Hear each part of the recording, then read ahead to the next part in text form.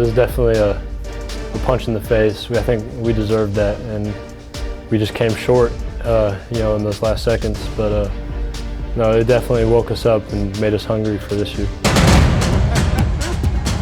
This is one of the most talented teams we've had.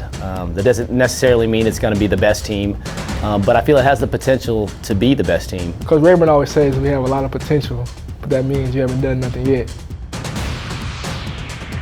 I think this year's going to be really big, and we have a lot to prove, but I think definitely we're going to get out there and we're going to get after it and win a lot of games.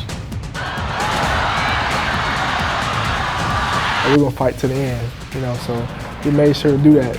We love the game of football, all of us, so we fight to the end. Coaches stress family. We got family all over our shirts, all over the facilities. It's just family, and we all love each other.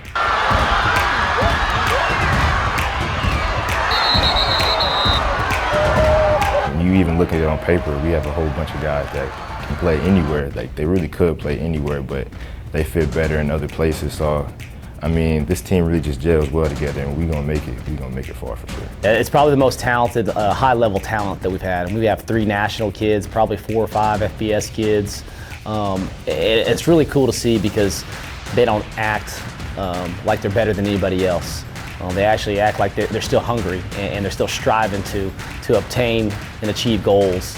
He ain't good looking enough to get that close, I'm telling you. Yes, I am. You better back up, get that The ladies love it. Your mama loves No, you. Jakar, you can stand up and She get loves wide. you. She thinks you're beautiful. I'm somewhat of a hometown hero here.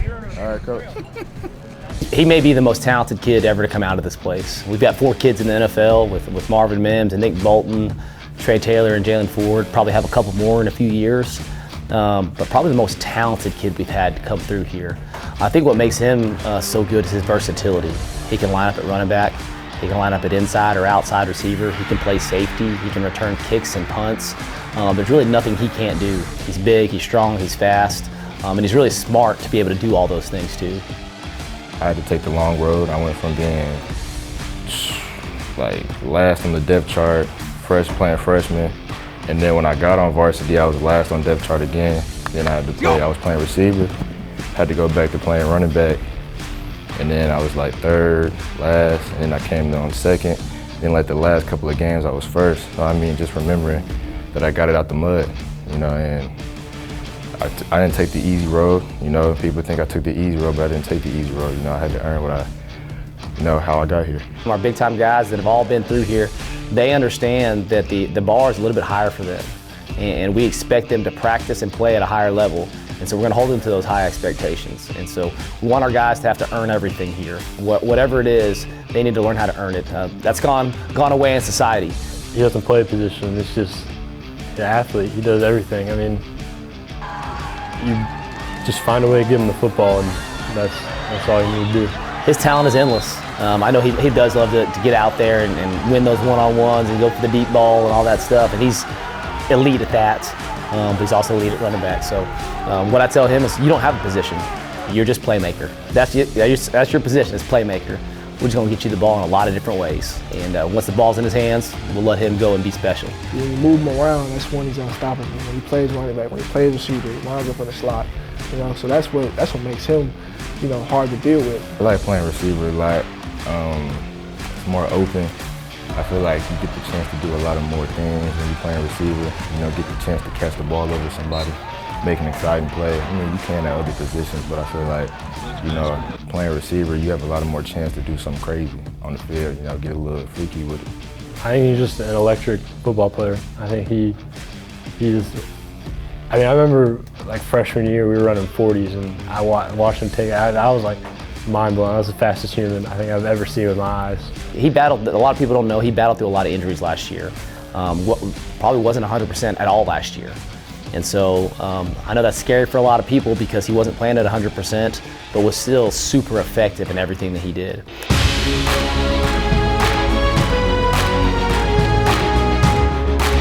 Marvin Mims, his folks still live right down the street, so he's always coming back.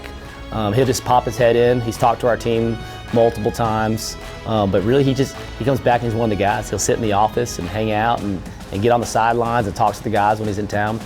Nick Bolton, 2-time Super Bowl champion, came back not too long ago, got inducted to the Frisco ISD Hall of Honor, and talked to our kids about his experience here and experience at Missouri and at Kansas City. So it's really cool for our kids to be able to look up to those guys. I mean, you walk in our field house, you see pictures and all their accolades up on the wall, but it's really cool for our kids to see that and to dream to be that and know that they came from here and they have those same opportunities if it all works out for them. Yeah, I remember one day he was talking about he was going to call Marvin and tell me about how hard the practices used to be, how we got it easy. I mean, it's pretty hard still. Well, for one, that shows that this stuff works. You know, like what our coaches are preaching, the proof's in the pudding. We got guys playing in the NFL, scoring touchdowns in the Super Bowl.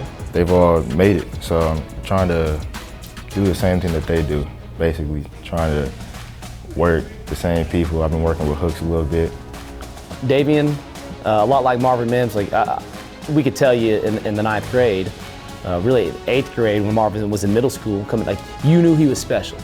You knew Nick Bolton was special, right? And you see that in these guys that we have right now, the Davian Grosses, the Ryder Mix, the Jordan Decks, but also along with that super talent, they gotta have the work ethic and they gotta have the character, while all that other stuff kind of goes by the wayside, and those 3 guys have it.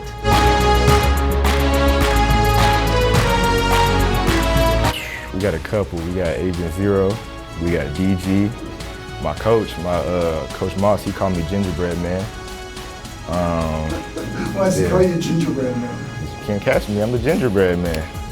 It speaks for itself. I just call him Dave. He's Dave to me. DG, you know, Big Dave, Super Dave, all the things. I just call him Dave. It's easy and short. When we're coaching him out there, it's quick and easy to get his attention. Which one do you like? I like Gingerbread Man. You know, but most people don't know that though. Nobody knows that I'm like really the best cook on the team. Like I could really like throw down. Like if they really asked me to bring something, if we had like a team dinner and they asked me to bring something, my plate is gonna be the best plate that I bring. Whatever, I don't know what I'm gonna bring, but whatever I bring, it's gonna blow everybody out the water. Dave's gonna tell you he's great at everything, and really he probably is. He's never cooked me anything, so I don't have anything to go by right now. Now we have a few other guys on the team that have cooked and brought stuff in, and they're pretty legit at it.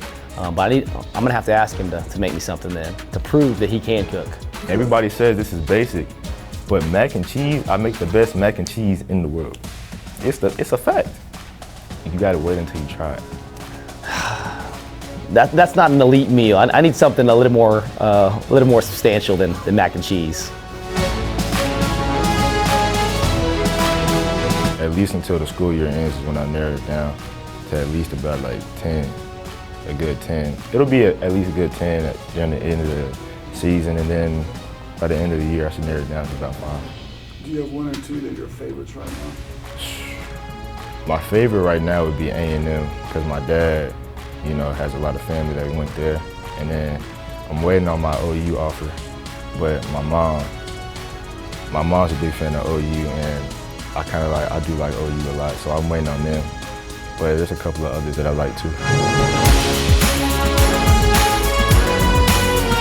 They've been there, you know, just couldn't win it. So hopefully we can be that team to finally win it.